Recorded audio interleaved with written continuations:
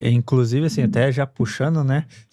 Recentemente a gente viu um podcast sobre a Preta Gil, né? E acredito que o câncer dela foi bem na área que o senhor domina, né? Sim, e tem aumentado muito, né? Pelo Aham. menos tem sido noticiado bastante. Na verdade, o câncer de colo retal é o segundo câncer que mais mata. Caraca. E como atingindo várias personalidades e cada vez mais jovens, isso chama muita atenção do público, né?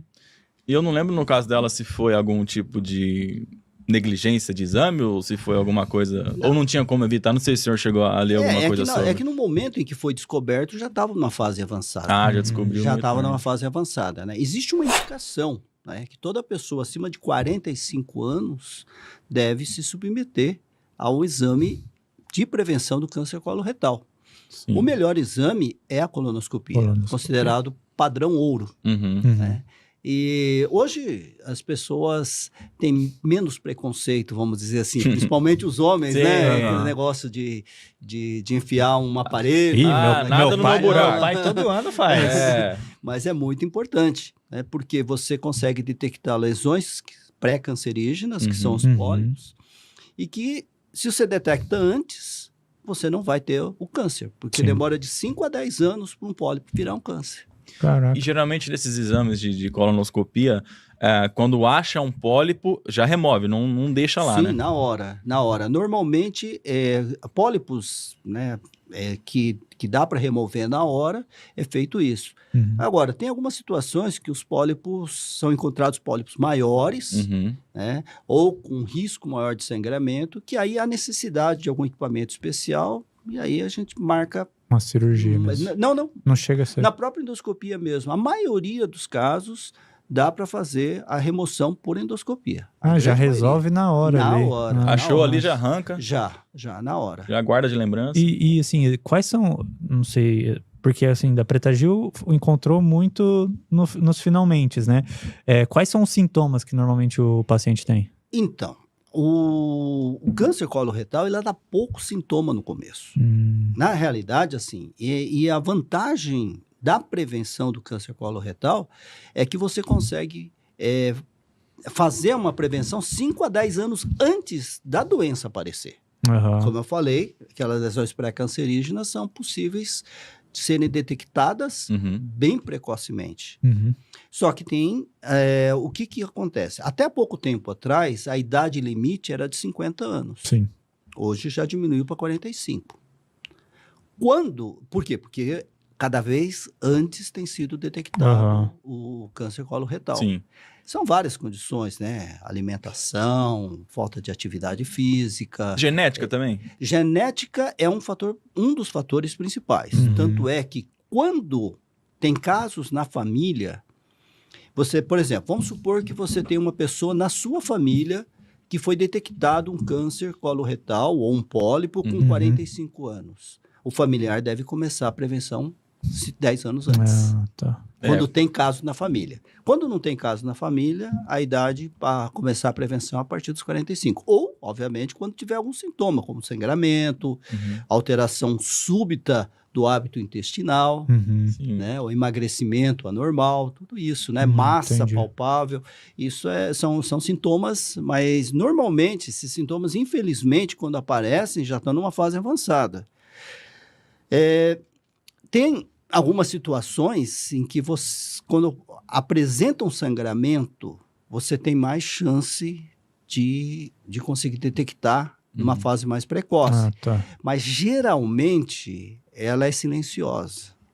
Isso que é difícil, né? Isso que é difícil. Por isso que, em populações maiores, a indicação é fazer o exame de sangue oculto nas fezes.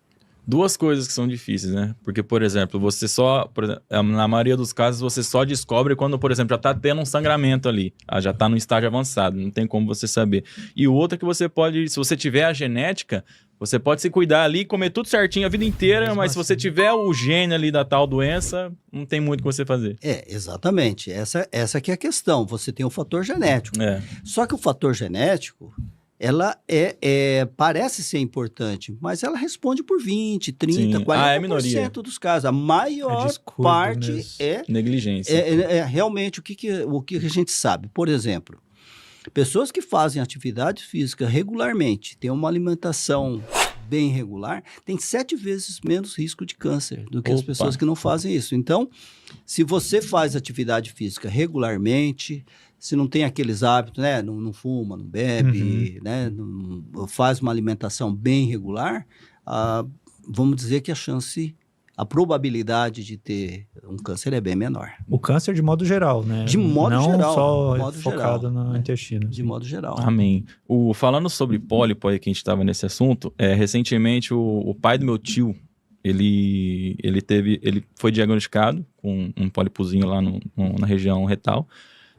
Só que o que aconteceu? Você acabou de falar que geralmente quando a gente encontra um pólipo, tem que fazer a retirada. Isso. Só que no caso do exame dele lá, não sei o que passou.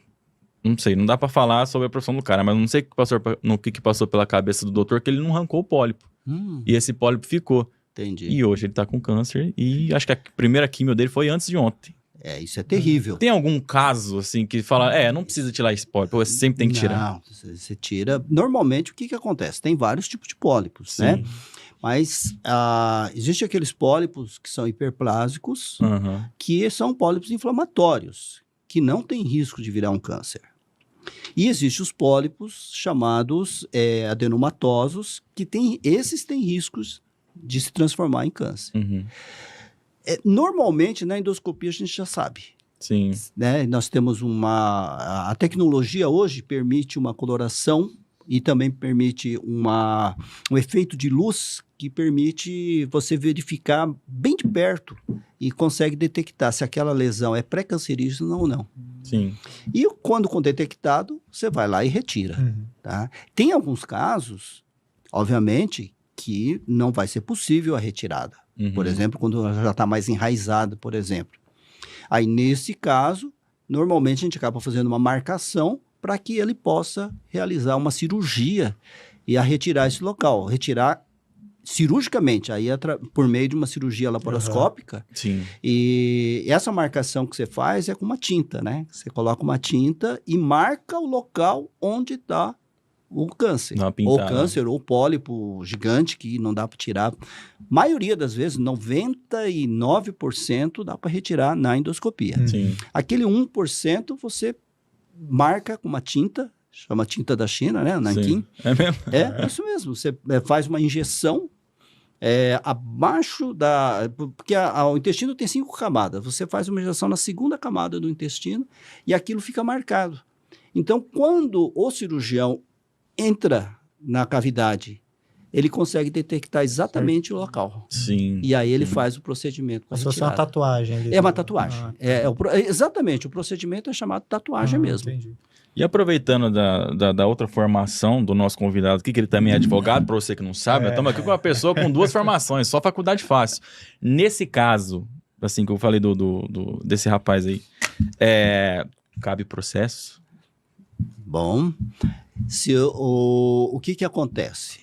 Obviamente que toda vez que alguém, isso não importa se é médico, qualquer pessoa, age por negligência, imperícia ou imprudência, ele é sujeito a um processo, tá? E, inclusive, ao ressarcimento. Isso vale para médico e para qualquer outra profissão, seja advogado, seja corretor de imóvel, qualquer pessoa, se causar dano por qualquer tipo de infração, por culpa dele, isso caberia o processo. Beleza, ô tio, vamos contratar o doutor aqui, nós compra outro intestino com o dinheiro do processo, beleza? Tamo junto.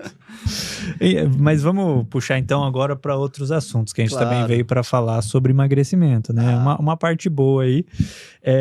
E o senhor é especialista também nessa parte de bariátricas, né? Sim, eu sou titular, né, do Colégio da Sociedade Brasileira de Cirurgia Bariátrica e Metabólica, né? Caraca, então, não é qualquer um que tá na pai do céu, aqui, né? Devia ter estudado.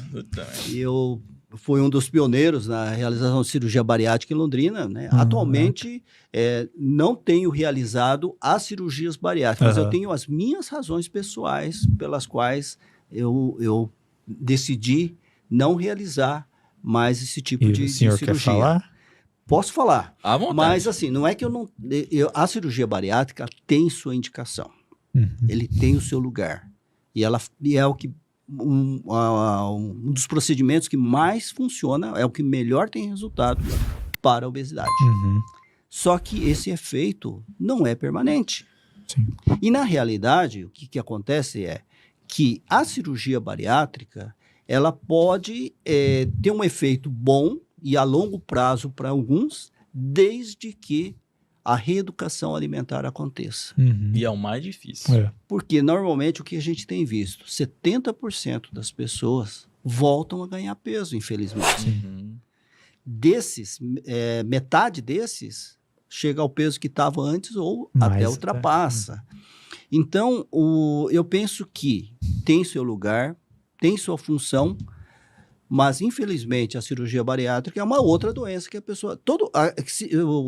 as pessoas que estão nos assistindo agora e que fizeram cirurgia bariátrica, ou que têm familiares que fizeram cirurgia bariátrica, sabem muito bem das vantagens, mas também sabem dos problemas que são causados. É uma troca.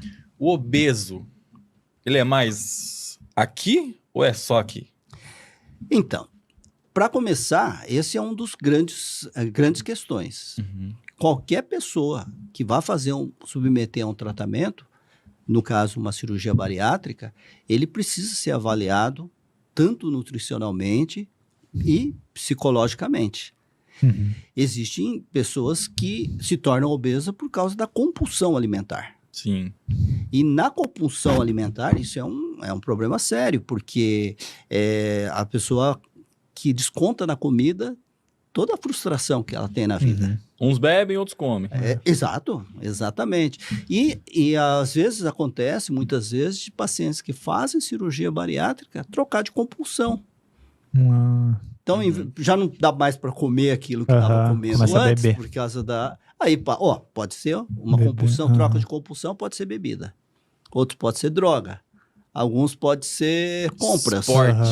Alguns pode... Não, esporte ainda vai bem, né? Porque a pessoa vai complementa, né? Alguns têm uma compulsão, muda a compulsão para compulsão sexual, por exemplo. Meu Deus do céu. Então, vai mudando a compulsão. Então, o tratamento é fundamental.